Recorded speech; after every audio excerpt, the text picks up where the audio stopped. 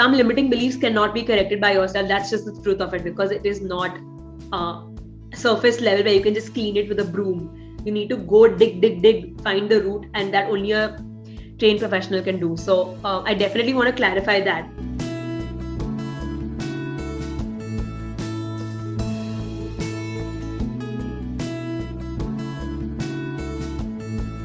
Welcome to Coaches on the Couch, the place where experts share their journey to inspire you to take action. My name is Pratishtha Bhalla and I will be your host for the show. Today we have with us an award-winning self-love and success coach who works with women leaders and empowers them to build successful and joyful lives. We have with us Neeti Savla Nandu. She is currently based in Mumbai, India, and has supported women globally to discover their self-worth and value, and also scale their coaching, training businesses while achieving financial freedom. Today, she will be sharing with us how self-love and acceptance are necessary to attract abundance in our life. Hi Neeti, a very warm welcome to Coaches on the Couch. Absolutely. Most welcome. It's an absolute honor to be here. So let's start with the start. Today you are a successful coach. Tell us about your journey as a coach. Sure. So it's been an absolute joy ride to be on this journey and to becoming a coach. I'm only 30. I just turned 30. So it's been about 5 years since I did my coaching certification. At the age of 25, I was the youngest person in my coaching certification. Everyone else was in their late 40s, 50s. And they would always ask me, why are you doing coaching so young in your life? We are doing coaching after finishing 20 years in our corporate career, 15, 25 years in our corporate career, and you're just 5 years into your career. What brings you to coaching? But for me, I believe that we are all old souls and there's no such thing as young and old. So I had been on this journey of helping people since I was a child. People would come to me for advice as a teenager. As I was growing older, people would just come to me, what do I do about my career? What do I do about my breakup? So I would say secretly, without knowing, I was already coaching since that time. But I did my certification at 25 because before that, my career was in education. I was a Teach for India fellow where they handpick professionals to be a part of traditional teaching roles in schools. And I was in Dharavi school, which is a huge slum, for 2 years without a classroom. I was teaching in a corridor. And at that time, I coached so many of my students without knowing what it was, in terms of staying in school. They had alcoholic parents. They had, orphans coming to my school, all of that, and being able to coach them to stay in school, to really excel and to do amazing work. Where now so many of them are, running their own companies now, right? Which is amazing. So just I think that's where my coaching journey started without knowing. And after that, I did my worked in another company called Lead Schools, where I was again, working in rural schools, coaching teachers, training them. So I think my coaching journey continued again unknowingly. And then when I did my certification, I just had an inner calling that I need to do something which is for the greater good, and continue my good work. And that's when I did my certification and I started doing workshops. It was on a very small scale. I would do workshops on visioneering for your life, on loving yourself, owning your authentic power. And as I did those workshops, I realized, no, I want to do more of this work. And that's when I started my coaching business simultaneously while working in my family business for 2 years. And when I scaled my family business and helped double their revenue, that's when I realized that I can coach people on business. So I did my second certification working with a business coach. And that's when I was also helping women coaches, trainers, and consultants simultaneously through the pandemic. And when I could help them scale their businesses, that's when I realized that I'm all meant to be a coach for life. So I left my family business and I took on coaching full time. And I run a really successful, thriving coaching business in India with Indian women getting paid in lakhs. So it's been an amazing journey. And I love this profession. I love being able to serve. I love helping people, and I love being financially free myself as well. So this has been like a snippet of my journey so far. That's an amazing journey to be on, and at such a young age, I would also appreciate you for taking this journey. And you mentioned about old souls. So, what is this concept of souls? I was curious to know. Yeah, so I believe that this is not my first life. This is not your first life. I believe that souls have been traveling for, millions of years. It could be, hundreds of millions of years where we've been, through different bodies and through different lifetimes. And so I truly believe that we've all come through so much learning that at the age of 5 as well, people can have a lot of soul level wisdom if you know how to access it. And there are so many amazing 5-year-olds I know who are able to tap within. So there's no real age. People always look at my physical body and think, oh, she's only 25, she's only 30. But I look at the soul of the person, and the soul has infinite wisdom, infinite love, infinite knowledge. So if you're really able to tap within at any age, you can tap into infinity of the universe. So I don't think age is a barrier to access the knowledge of the world. So that's what I believe in, and that's why when I take on clients, I don't look at their age or their life journey. I just look at what is their soul all about, and what are they here on earth for, and how can they discover their soul purpose so they can live it no matter how old they are. So yeah, that's the idea of old souls. Beautiful. Neeti, you are mentioning some really deep concepts, and you said that you need to tap your soul, and anyone can do it even if they are 5 years. So, how does one do it? Is there a process to it, or like it just come naturally? Yeah, I think nothing in the world comes naturally without any effort. It may come to you naturally without effort, but only if your energy and your body is ready for it. So I definitely believe in putting in action consistently. Um, but how does one tap within? It's as simple as connecting with your breath, right? Being able to just focus on your breath and be one with it, and you will be able to feel the source of your life right there, and that any child can also do. And similarly, that's one way. The second way is really closing your eyes and meditating. And meditating feels like, this distant concept. You have to go to the Himalayas, but really you can just close your eyes, breathe deeply, and you can do your chanting, or you can do any spiritual practice. And if you connect with your, core voice, that, like I always ask, for me, I believe in connecting with the body. So I ask my body, what do you need today? And often I'll get the answer, work out a little bit, or go for a walk, or dance a little. So I just listen to my body. So the body and the breath is the first easiest way to access your inner self, because that is the vessel that we have been given, right? So these are some simple ways in which you can really connect with yourself, is through your breath, through the listening to the message of your body as well. Neeti, as you are saying it, it looks so simple, but this is a very basic thing we forget to do. Like, what do you need today? We ask others, but so often we forget it ourselves. So, Yes. share with us an experience you had maybe with your client where you reminded them this and it changed their journey. How can it change their journey? Yeah. So somehow I've ended up working with clients who have been on a similar path as me. I believe that as coaches, we attract the clients that we need to forward us in our own journeys. And this year itself, I was on a 4 month sabbatical where I fell sick, and a sickness that was supposed to be a 2 day, 3 day journey ended up being a 3-4 month journey. And funnily enough, all of my clients fell sick at the same time. And this sounds crazy, but actually it ended up happening. And we all realized that what we needed to do was to look at what our body needs, and what does our soul need to heal, and what is it that we need to learn. So a transformational experience when all of us fell sick, me and some of my clients, we all went on the journey of looking within, of asking what our body needs.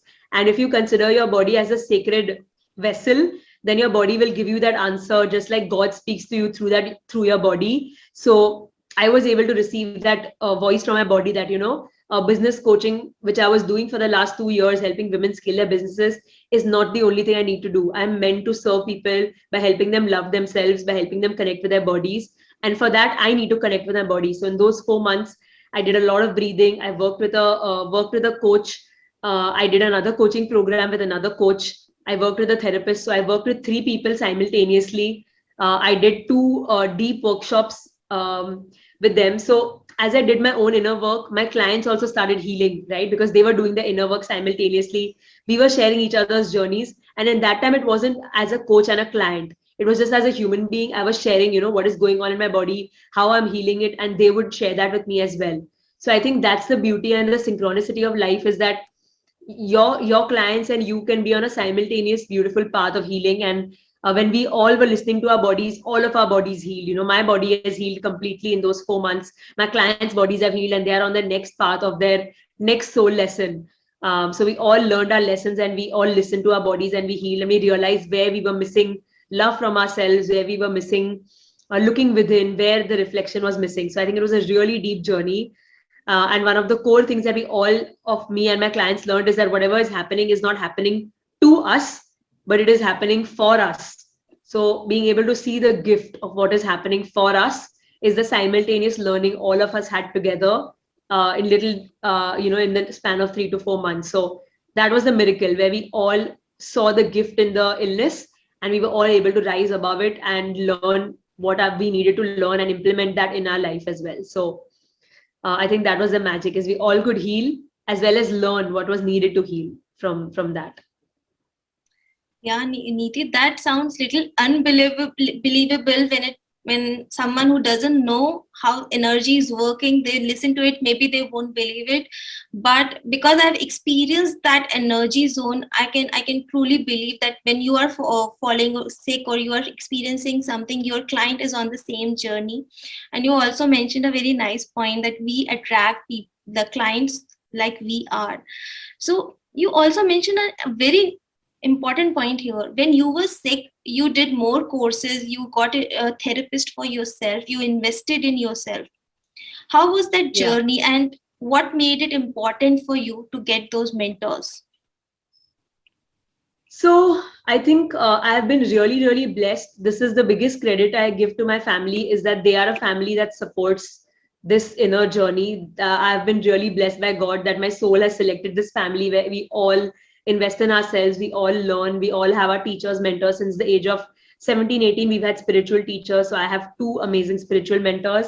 When I was 18 is when I had my first manifestation of one of my diseases, and that's when I got my first therapist. I had a second therapist. So, and this is something we talk about in our family. In fact, my whole 20 family people family all go to the same person.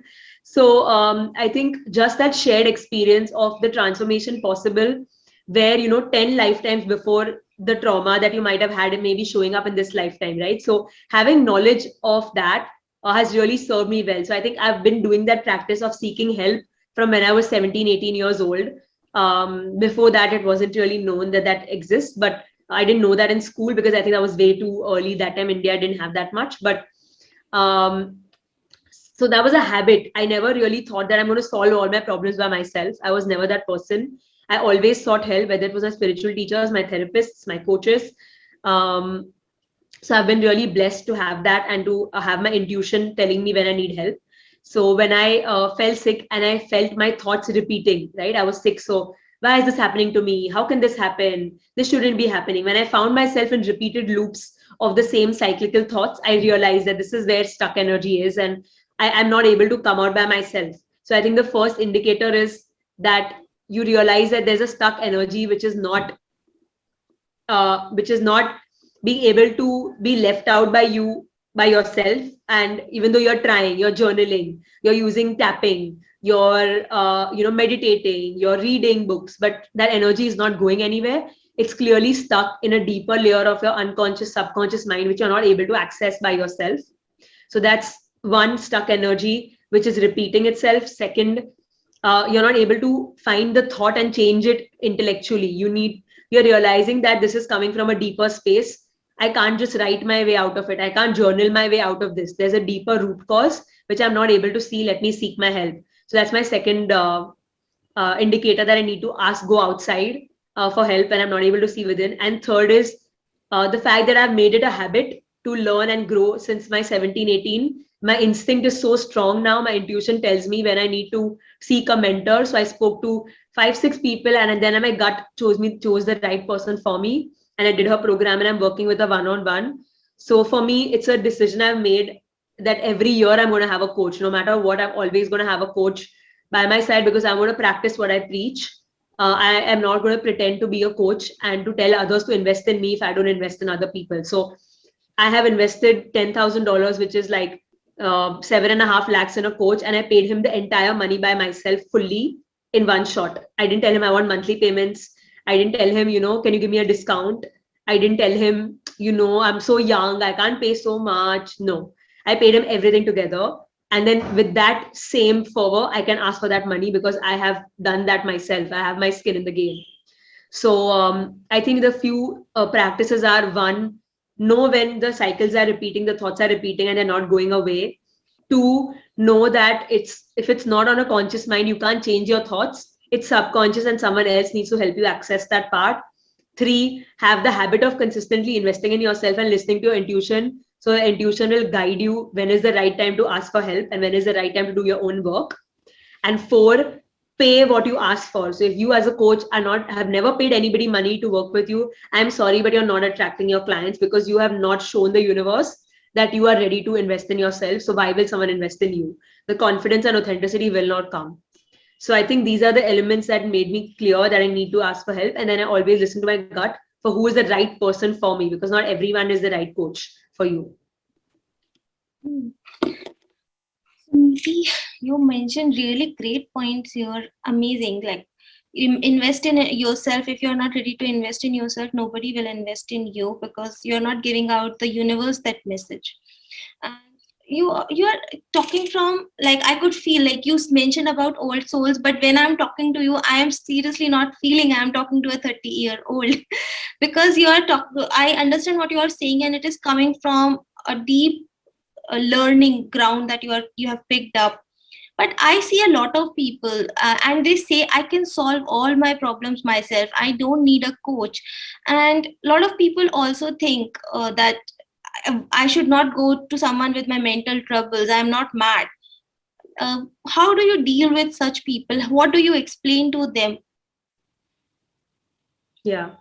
So when people say that I can solve my problem on my own, I have two questions I ask them.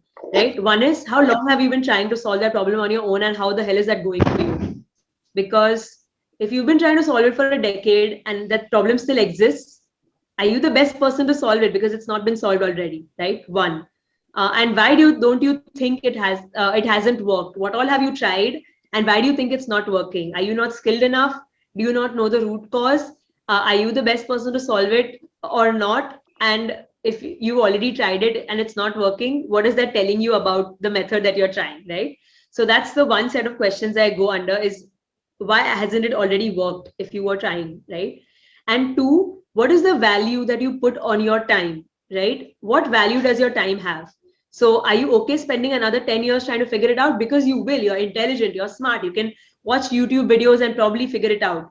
But would you want to take 3 years to learn graphic designing, or wouldn't you just hire a graphic designer for 20,000, right? And take their experience of going to that degree and getting that degree and get your results in 3 months versus trying to get the degree yourself, then doing it yourself and wasting the time of your money, the value of your time, and sort of trading time for money. So I consider every minute valuable. So if I can earn 10,000 rupees every hour and I'm spending 10 years and 3 hours a day, do the math. How much money have you already lost, right? So would you rather not invest 3 lakhs or 5 lakhs in a coach than waste 1 crore worth of time for the next 10 years, thinking the same thoughts, repeating the same mistakes, not reaching out for your dream job, not reaching out for your dream partner, all the losses that happen because you couldn't fast track your time. So value your time versus the money, because time is money. And second, obviously, if you haven't solved it on your own till now, what makes you think you're going to do it on your own even later on? So this was, I think, to answer your first question. To answer the second question is, I don't want to go with the mental problems to somebody. Am I mad? So I think these are really old ideas about what is normal and what is mad, what is proper and what is not. And if you judge yourself, then the world will judge you, right? So it's time to, it's a revolution where we need to be compassionate to ourselves instead of calling ourselves mad or crazy or abnormal. We need to know that every spectrum of everything in the world is now normal. And if you don't normalize it, you're going to attract people who also criticize it, right? So I think it's time to be compassionate to yourself, and know that if you give love to yourself, you will find people who give love to you. It's as simple as that. Neeti, I hear you saying this about being compassionate and self love since we started our talk, and like that is one of the main things to love yourself and to love your body that you are trying to share with the audience. So, how can they start this self love for a person, especially who has never loved themselves, who are always taking care of others? What is your message that how can they start loving themselves? So, what is the journey of starting with self love, right? People confuse self love with self care. And I want to firstly clarify that self care is going and getting a massage, going to the spa, going for a Hmm. walk, buying beautiful clothes. That is one very small part of self love, right? Self care is a very, very superficial part of self love, right? But let me break down what self love really is before we go into how do we achieve self love, right? So, self love is about listening to the conversations in your mind about yourself. Like that's the first indicator of self love, right? When you're, let's say, going for an interview for a job, and you think to yourself, I'm not going to get the job, do I really deserve it? What if the interviewer judges me? What if they reject me? All these conversations that come up in your mind, if you're able to listen, there is self rejection, there is self judgment, there is self criticism, and there is self doubt. So, all of these that are there, this is all the opposite of self love, right?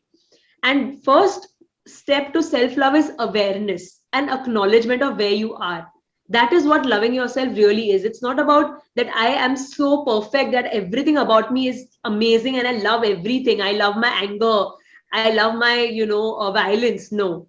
Self love is not about loving everything about who you are. The first step to self love is becoming aware of exactly what is going on in your mind. What is the level of self judgment, self rejection, self criticism that is there in your thoughts? And the second indicator is your emotions. How do you feel about yourself? Like when you close your eyes and ask yourself, how do I feel about who I am? Do I feel energized, joyful? Do I feel proud of who I am? Do I feel like I deserve this? So all of these emotions, when you look at yourself in the mirror and you wake up and you see yourself, wow, you look great today. I really love you. Does that thought ever come to your mind? So really just feeling in your heart, how do you feel about yourself? Is there joy, pride, um, grace when you think about yourself, or is there criticism, doubt, fear, all of that when you think about yourself? So I think really listening to the conversations in your head and listening to what feelings and emotions that you feel in your body and in your heart about yourself, these are the first two indicators. So to start the journey of self love, the first step is really becoming aware of the conversations about yourself, about what you feel about yourself. When you look in the mirror, who do you see? Do you see a beautiful, amazing, powerful soul? Or do you see a victim? Do you see a pained person? Do you see someone ugly? Do you see someone, angry? Do you see someone aggressive? Do you see qualities you don't like? All of these are indicators to become aware of first. So the first step to self love is self awareness and becoming aware of how you feel and how you think about yourself. And then from that space of awareness and acknowledgement, I acknowledge that this is how I feel about myself right now. So if self love was a scale, where am I? Am I on, I just tolerate myself? I hate myself. I'm just about okay with myself. I barely accept myself. I partly accept myself, or I fully accept myself. So looking at acknowledging where on the scale of self love am I? Okay, I am here. From that space now, where do I want to go? I want to fully love myself. I want to look at the mirror and feel you're okay. I am not that bad. That's where I want to go. Then figuring out, okay, what are the steps I can take within self-care, within hiring a coach who can help me to see my strengths, help me to see my values, help me to look at my body and love it, help me to wear the clothes and buy the clothes and lose the weight, and maybe then you're getting into a shape that you love, so honoring the body. So all of these are ways in which you can slowly, step by step, love yourself more, starting with awareness. Second is acknowledgement. Third is understanding the degree of where you're at on your self love, self acceptance journey.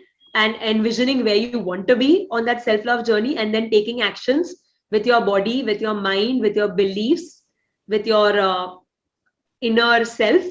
And then you can notice the shifts in the thoughts and the feelings about yourself with some help, with some tools and some resources. So that's sort of the how a self-love journey could look like.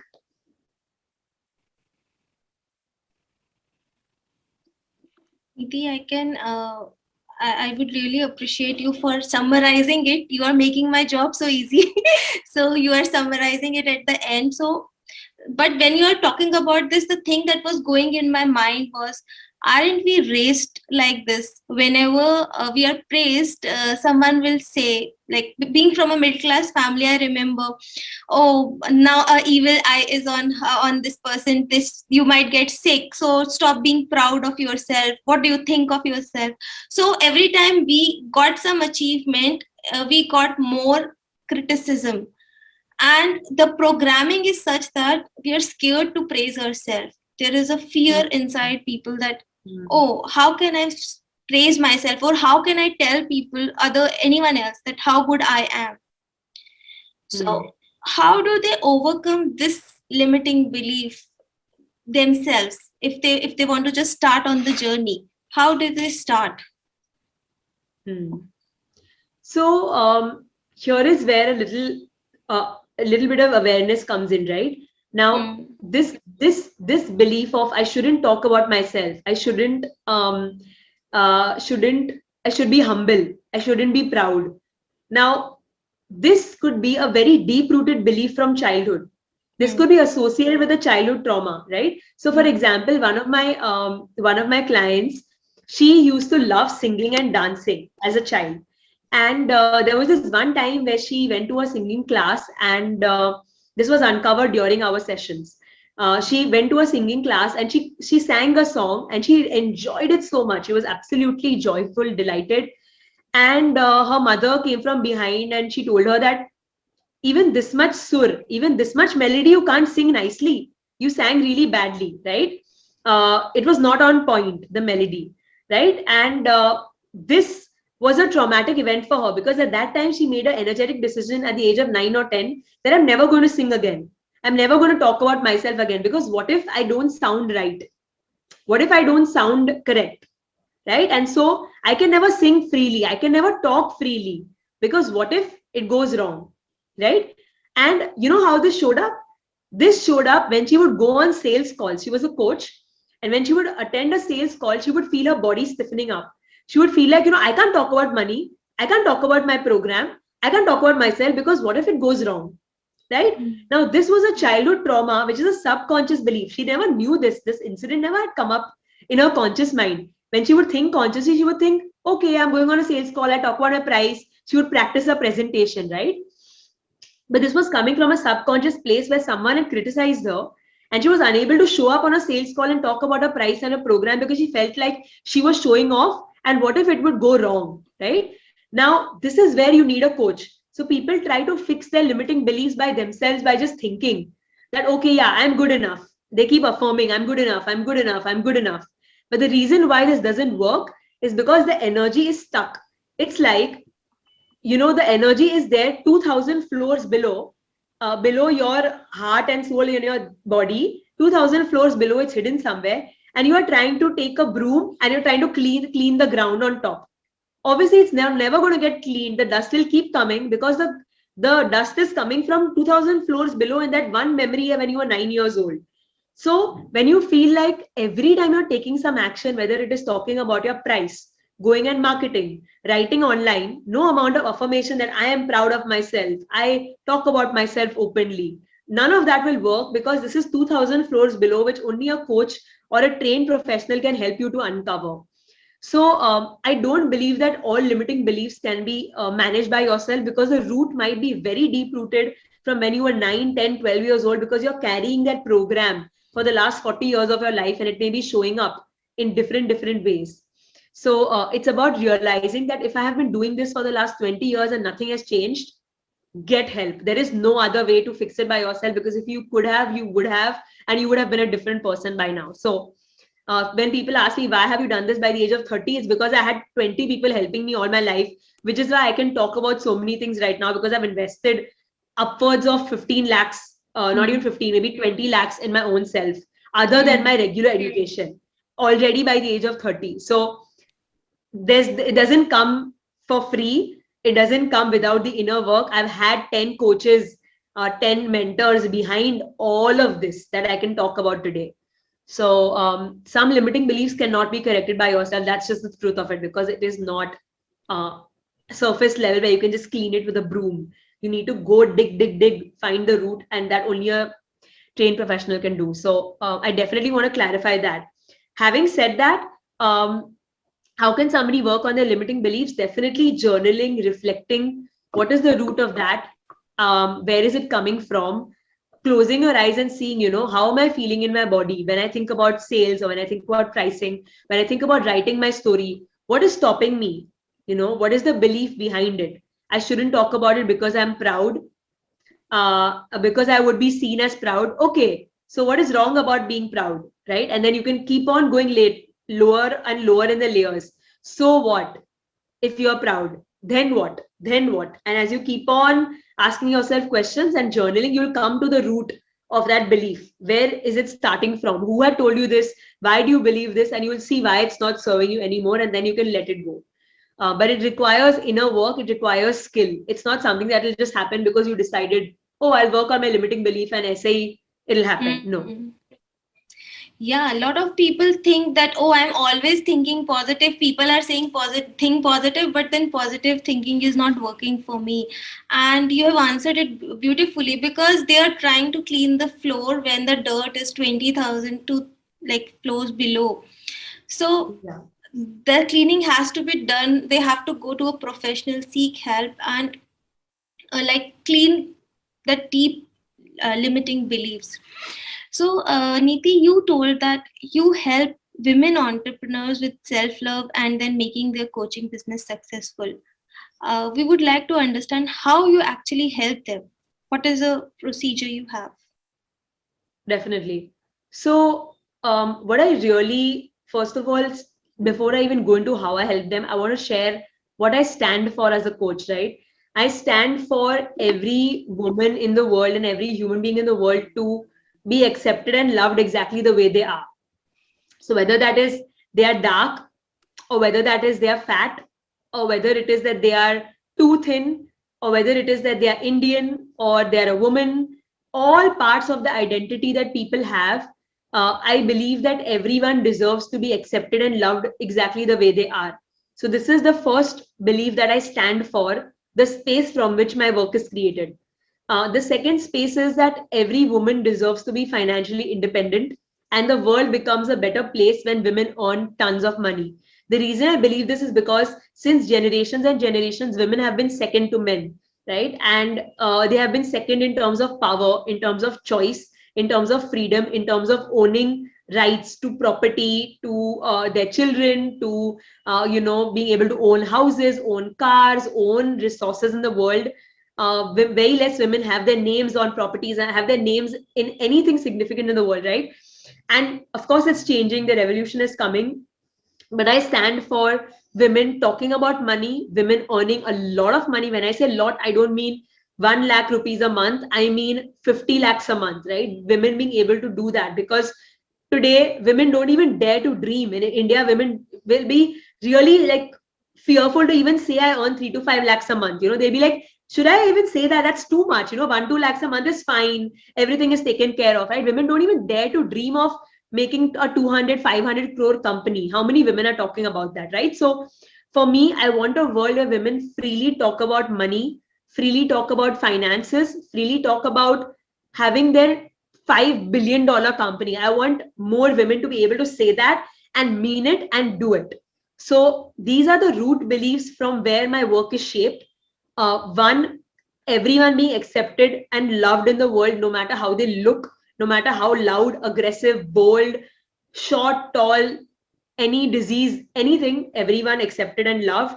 And secondly, women being financially and completely free to have as big, as bold as a life as they want. So from this space of belief, is what my work is all about. And there are 4 to 5 key elements of what I do. One is for people to really connect with their bodies. So, what I firmly believe is that our body is the container through which we experience life.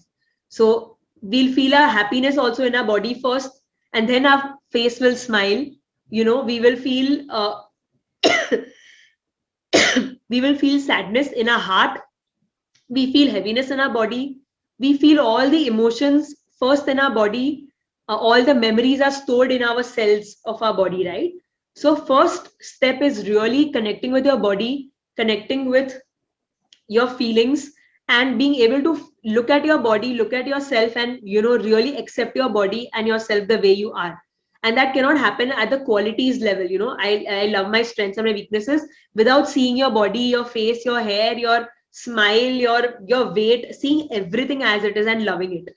So the first real step for me is to be able to love the real body that you have, and being able to open up any traumas, any messages that are there in your body which are stuck, and releasing them so that you can experience life fully.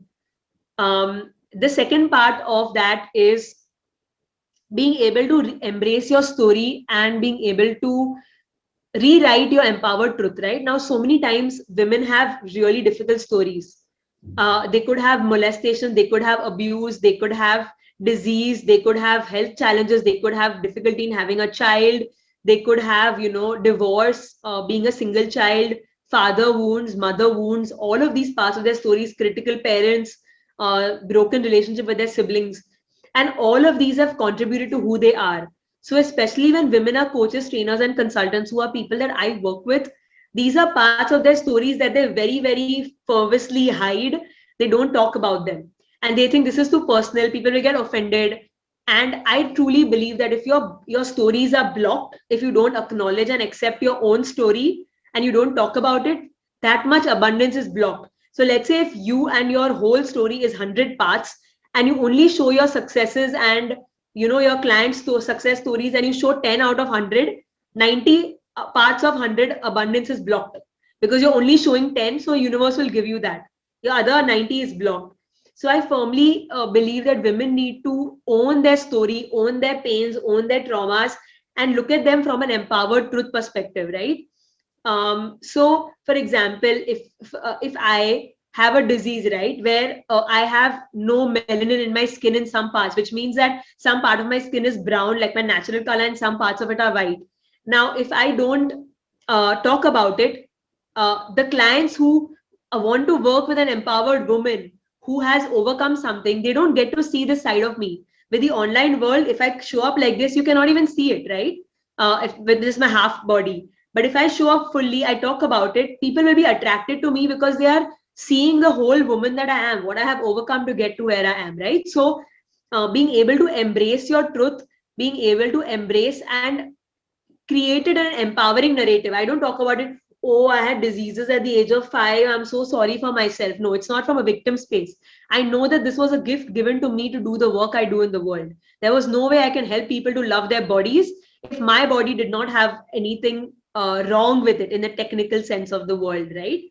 So really, second part is embracing all the wounds, the pains, and rewriting that story in an empowered way so that you can help people through your story.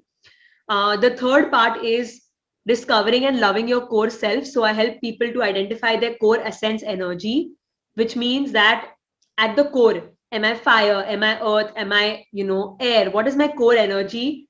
And of my highest self, the self that is free from doubt, fear, trauma. Who is that self? And if I can embody her today, I can create magic, right? Um, so being able to identify your core energy, your values, your strengths, and build daily practices of self-care, self-love, and body positivity, so that you can continue to love yourself, because it can't be done intellectually. You have to take action. So doing those practices that make you fall in love with yourself and give yourself the love that you seek outside from your husband and mother and all of that, you appreciate yourself. So that's the third part of what I do. And the fourth part is after you love yourself and accept yourself, now can you show up as a powerful and visible leader who shares her story fully, who wears the clothes, the energy, the confidence, and the story, so that you can build your business online and offline through that empowered space. And then I also teach marketing, sales, and all of those methods for women to scale their businesses, because I've had women making 30 to 50 lakhs in 3 to 6 months working with me during that time.